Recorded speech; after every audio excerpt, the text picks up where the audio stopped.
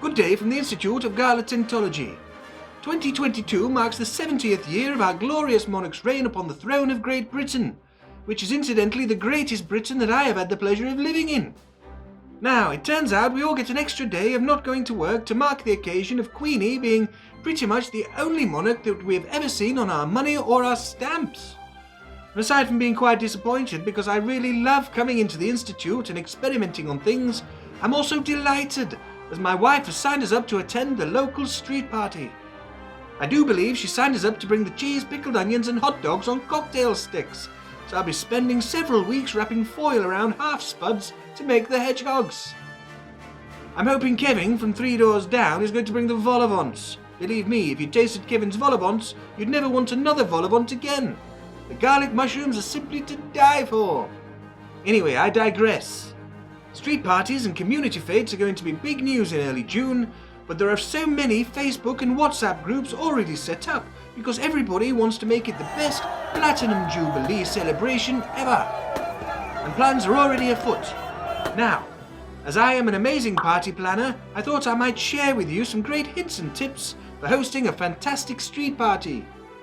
Well, maybe not the hints, maybe just the tips. Tip 1.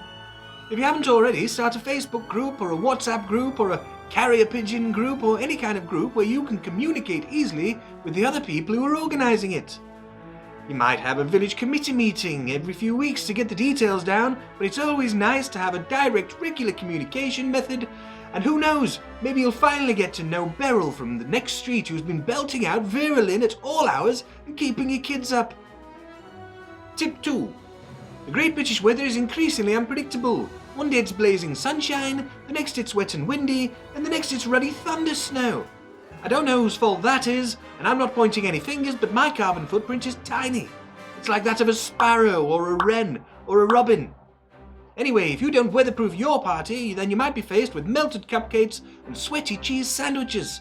Equally, the weather could be a humid downpour, which soaks everybody to the bone, and you're all back in the house after a damp squib of a party. The solution? Well, it's a party tent, isn't it? Or a marquee or a gazebo. We are Gala tent after all. Well, the size that you will need will depend on how many people are going to be in attendance and how you're setting your party up. For a village green or a recreational field celebration, a large catering tent of something like 6 meters by 12 meters will cover up to 100 guests, or around 60 if they're sitting down. If you're closing off your street for the day, consider pop-up gazebos and marquees in everybody's gardens. By the way, if you're planning a street party, then remember to notify the authorities if you're looking at closing a road. Your local council will need to authorise it. Make sure that you're able to clear the way for any emergency vehicles, and if you're closing a road that has a bus route in it, be sure to notify the local transport authority that they're going to have to take the long way round. Tip 3. If it's a royal celebration, then the order of the day is absolutely Union Jack decorations with a red, white and blue colour scheme. Whether it's flags, bunting, balloons, tablecloths, little cups, plates, hats, the more the merrier.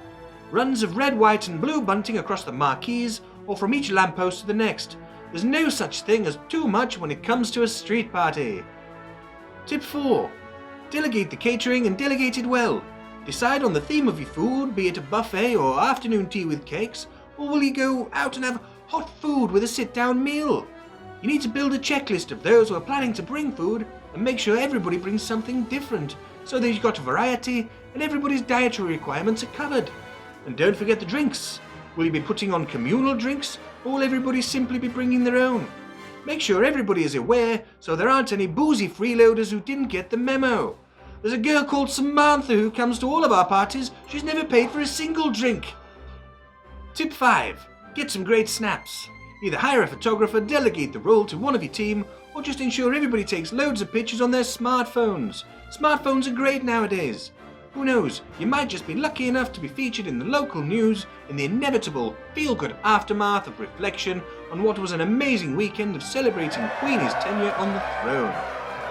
So there you have it, the Galatentologist guide to hosting a splendid Jubilee party.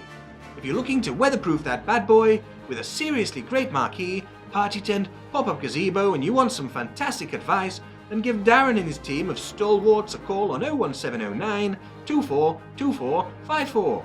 Otherwise, visit www.galatent.co.uk and make your purchase directly. We now accept Klarna as a payment method so that you can easily stretch the payment over 3 months. Thanks then. Bye then. Drive safe. Night, sweet dreams. Love you. I love you to the moon and back.